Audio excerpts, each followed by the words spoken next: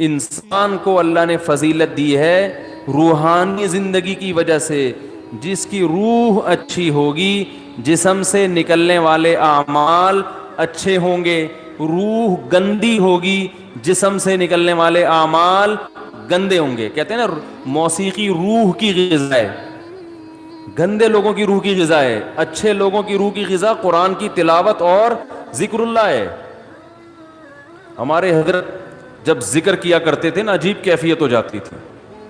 ایک شعر پڑھا کرتے تھے, دم رکا سمجھو اگر دم بھر بھی یہ ساغر رکا, میرا دور زندگی ہے یہ جو دور جام ہے. کیا زبردست شعر ہے. اللہ کے ذکر کو نا شراب سے تعبیر کیا ہے. جیسے شرابیوں کو شراب محبوب ہوتی ہے نا, اور شراب خانے میں جب وہ جاتے ہیں, مے خانہ جسے کہتے ہیں, آواز صاف آ رہی کہ نہیں آ رہی؟ مے خانے میں شرابی جاتے ہیں تو شراب کے جام چل رہے ہوتے ہیں. ادھر ایک پیا, ختم ہوا, لیا دوسرا پیا, ٹھیک ہے نا. تو جیسے شرابی کو شراب سے عشق ہوتا ہے اور وہ کہتا ہے دم رکا سمجھو, کہہ رہے سمجھو میرا دم رک گیا, دم بھر بھی یہ ساغر رکا. ایک دم کے لیے بھی اگر یہ دور رک گیا تو میرا دم ختم, میں مر جاؤں گا, میں برداشت نہیں کر سکتا. میرا دور زندگی ہے یہ جو دور جام ہے. یہ جو شراب کا دور ہے نا یہی میری زندگی کا بھی دور ہے. میرے بلڈ کی جو سرکولیشن ہے وہ اسی سرکولیشن کی وجہ سے جو شراب کے پیالے جو گھوم رہے ہیں. تو حضرت اللہ کے ذکر کے بارے میں یہ شعر پڑھا کرتے تھے کہ اللہ کے ذکر کی ہمیں ایسی لت پڑ گئی ہے, ایسا چسکا لگ گیا ہے جیسے شرابی کو شراب کا چسکا لگتا ہے.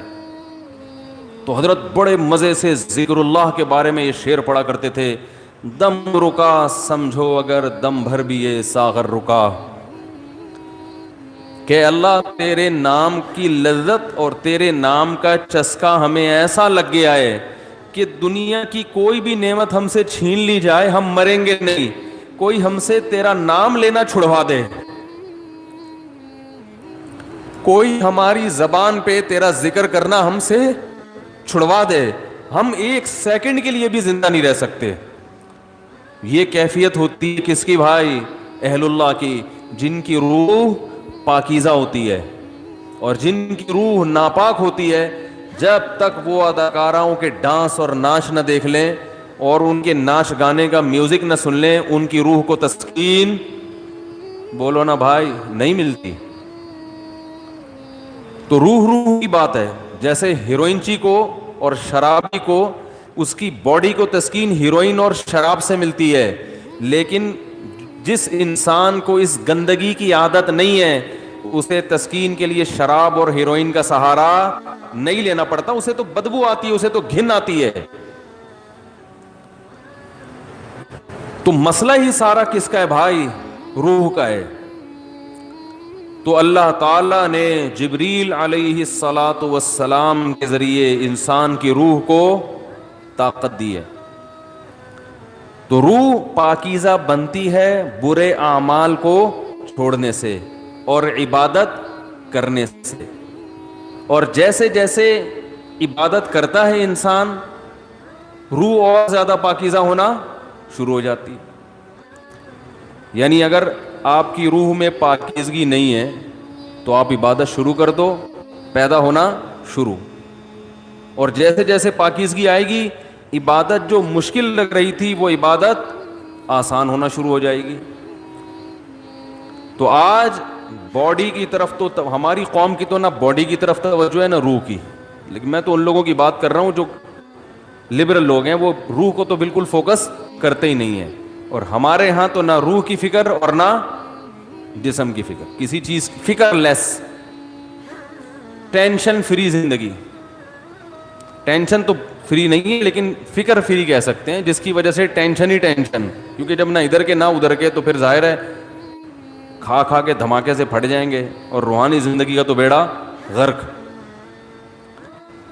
تو رمضان میں اللہ تعالی دیکھو روح کو طاقت ملتی ہے نفس کے خلاف مجاہدہ کر کے. جب آپ دنیا میں دو طاقتیں, دو نظریات چل رہے ہیں, جو مذہب مخالف لوگ ہیں نا وہ کہتے ہیں انسان کی ہر خواہش پوری ہونی چاہیے. ان کی پوری دوڑ دھوپ اور قانون سازی اسی کے لیے. مکان سستا ہو جائے, روٹی سستی ہو جائے, کپڑا سستا ہو جائے, ہر ایک کا علاج فری ہو جائے, یہ ہو جائے وہ ہو جائے, جس کے جو دل میں خواہش آئے وہ خواہش پوری ہو جائے. اسی کو انٹرٹینمنٹ کہتے ہیں, اسی کو عیاشی کہتے ہیں. اسلام نے ہمیں بتایا ہے کہ تم جتنی خواہشات پوری کرو گے ہر خواہش مزید خواہشات کو پیدا کر کے جائے گی. جیسے کورونا وائرس کے کہتے ہیں نا 1 سے 100 ہو جاتے ہیں. اب جس نے پہلا وائرس پیدا کر دیا یا خود بخود ہو گیا قدرت کی طرف سے, تو بس ایک دفعہ کیا, اب وہ ملٹی پلائی, بولو بھائی, ہوتا چلا جا رہا ہے نا.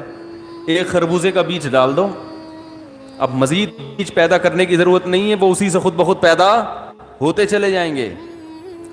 اسی لیے شاعر نے کہا ما قضا احد منها لبانته ولن انتهى عرب الا الى عربی, کہ اس دنیا میں آج تک کسی نے اپنی خواہشات پوری نہیں کی ہیں.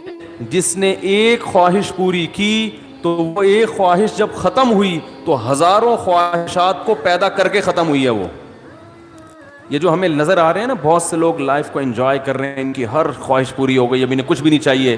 یہ آپ کو لگ رہا ہے کہ کچھ نہیں چاہیے, آپ کبھی ان کے پاس جا کے بیٹھیں گے تو پتہ چلے گا کہ جتنا ان کو چاہیے اتنا ہمیں نہیں چاہیے. تو اسلام نے ہمیں کچھ ایسی کام بھی بتائے ہیں جس میں ہمیں اپنے نفس کے اگینسٹ چلنا پڑتا ہے. دل نہیں چاہتا مگر اس کی مخالفت کرنی پڑتی ہے.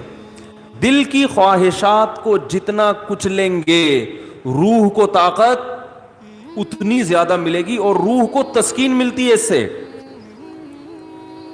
تو اسلام نے ہمیں اپنے جسم کی خواہشات کو کچلنے کے لیے روزہ دیا. روزہ رکھو, صبح صادق سے لے کے غروب آفتاب. کیسا پھیکا پھیکا ہو جاتا ہے نا انسان روزے میں, مجھے تو آپ ابھی بھی پھیکے پھیکے سے ہی لگ رہے ہیں. عجیب سا نا, نہ کسی کام کا دل لگ رہا ہے, بیٹھے ہوئے ہیں, نہ گٹکا کھا سکتے ہیں, نہ پان کھا سکتے ہیں, نہ سگریٹ پی سکتے ہیں, نہ چائے پی سکتے ہیں, نہ کھانا کھا سکتے ہیں. سوکھا سوکھا سا منہ ہوتا ہے سب کا. روزے کی حالت میں دیکھو سب کی حالت کیا ہوتی ہے, کسی کام میں دل نہیں لگ رہا. اللہ نے کہا بس 1 نہیں 2 نہیں 3 نہیں 4 نہیں, کتنے 29 یا 30. آسان کام تھوڑی ہے. پھر ہاتھ باندھ کے اللہ کے سامنے کھڑے ہو جانا نماز میں, باؤنڈ کر لینا اپنے آپ کو. آج دنیا میں دنیا پرستوں کے لیے سب سے قیمتی چیز ٹائم ہے. وہ ٹائم کہتے ہیں کہ اتنی دیر ہم مسجد میں اللہ کے سامنے ہاتھ باندھ کر کھڑے رہیں, اس سے ہمیں ملتا تو کچھ بھی نہیں ہے, تو یہ تو ٹائم ویسٹنگ ہے. تو اللہ نے کہا کہ کرو یہ کام, تمہارا دل نہیں چاہتا مگر تمہیں کرنا پڑے گا. تو جب انسان بار بار بار بار اپنی خواہشات کے اگینسٹ چلتا ہے نا, تو اس کی روح کو طاقت ملنا شروع ہو جاتی ہے.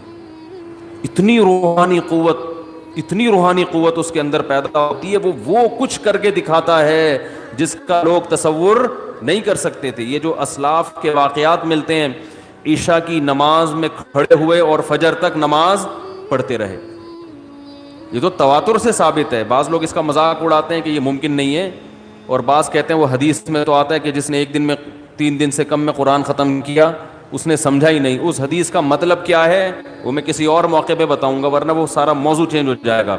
اسلاف سے صحابہ سے تواتر کے ساتھ ثابت ہے کہ ایک رات میں 1 رکعت میں پورا قرآن ختم کیا انہوں نے.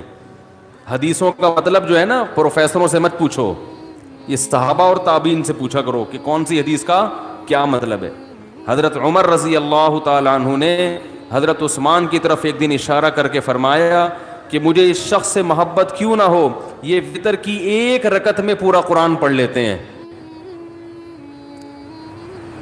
وتر کی جو 30 رکعت ہے نا, اور حجر اسود کے سامنے کھڑے ہوتے ہیں اور پوری رات 1 رکعت میں پورا قرآن. حضرت عمر کا اپنا معمول کیا تھا, فجر میں اتنی لمبی نماز پڑھاتے تھے, آج تو ہم افورڈ ہی نہیں کر سکتے.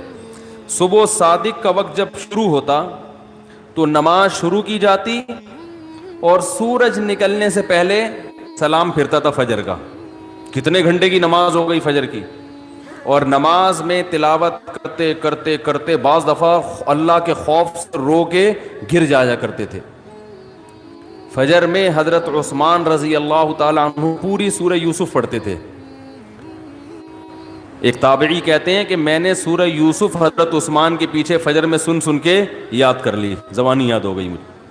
کتنی لمبی لمبی ان لوگوں کی نمازیں تھیں, کتنی لمبی لمبی ان لوگوں کی دعائیں تھیں, کتنی. آج بالکل عبادت کا ذوق اور شوق ختم.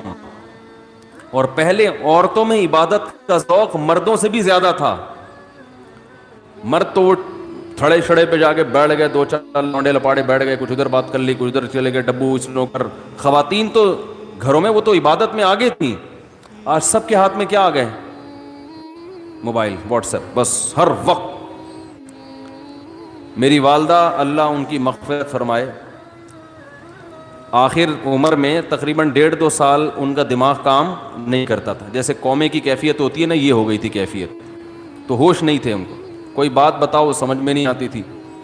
لیکن تسبیح جیسے ہی پکڑاتے تھے نا, فوراً چلنا شروع, اور زبان بھی چلنا شروع. کیوں؟ لاشعور میں یہ چیز, بولو نا بھائی, بیٹھ گئی. کیونکہ زندگی بھر تسبیح پڑھی ہے نا, تو اب ہوش نہیں ہے. تو جیسے ہی تسبیح ہاتھ میں آئی, اللہ کا نام شروع.